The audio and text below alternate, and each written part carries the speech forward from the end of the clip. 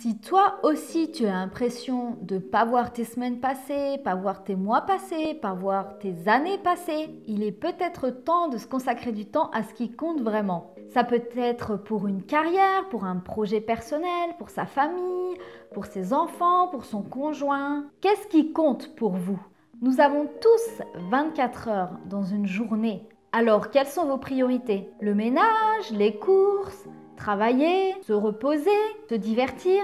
Où est votre temps personnel dans tout ça? Où est le vrai temps pour vous? Qui vous prend votre temps?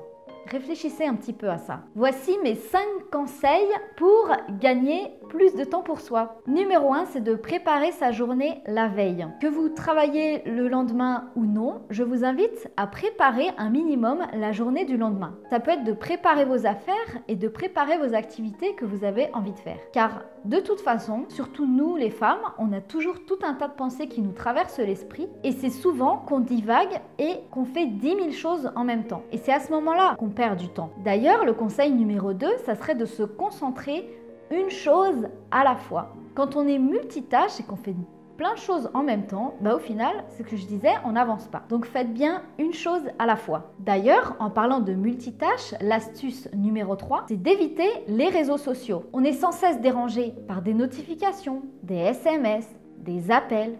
Tout le temps, on est dérangé. S'il vous plaît, seulement vous pouvez vous donner des limites. Pourquoi on devrait être joignable 24 heures sur 24? Il n'y a pas d'urgence.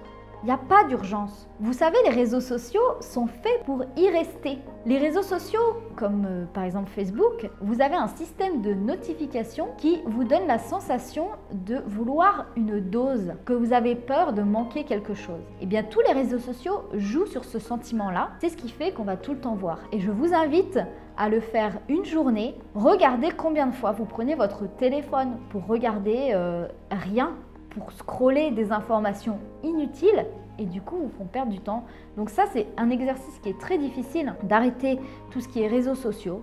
Mais franchement, je vous invite à le faire parce que vous allez gagner en qualité de vie. Donnez-vous simplement un horaire, un temps donné pour aller voir vos réseaux. Et si vous vous dites « Ouais, mais juste 5 minutes, le temps que je boive mon café », non, les 5 minutes se transforment en une demi-heure, si c'est pas plus. Donc faites attention parce que les réseaux sociaux, c'est vraiment des voleurs de temps. Le conseil suivant, ça rejoint un petit peu les réseaux sociaux, c'est d'arrêter de regarder la télévision. D'ailleurs, j'ai fait une vidéo là-dessus, je vous invite à aller la voir. Arrêtez la télévision, arrêtez Netflix, arrêtez de regarder des films. Bien sûr, je ne vous dis pas d'arrêter complètement. Mais c'est pareil, les séries, elles sont faites pour avoir envie de regarder la suite. Vous devenez accro. Et ça vous vole du temps précieux. Je sais, il y a des séries qui nous prennent aux tripes, qu'on a envie de regarder. Mais les scénaristes, c'est leur travail.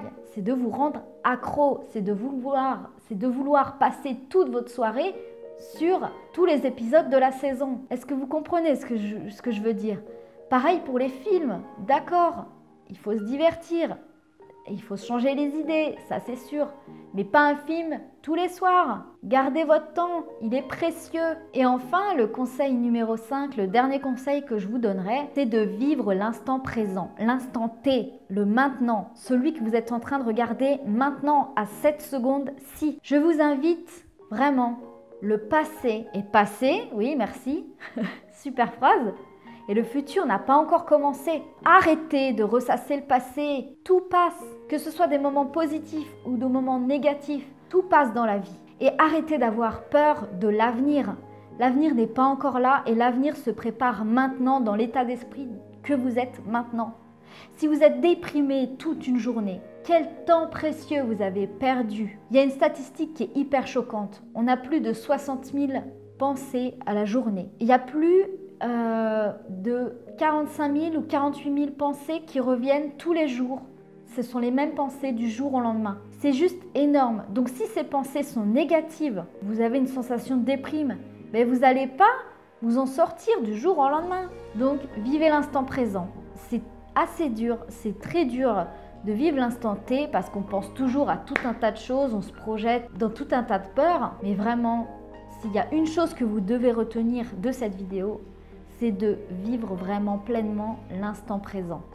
Pour vous aider à vivre l'instant présent, ce qui est très précieux, c'est par exemple la gratitude, de remercier ce que vous avez maintenant, dans cet instant.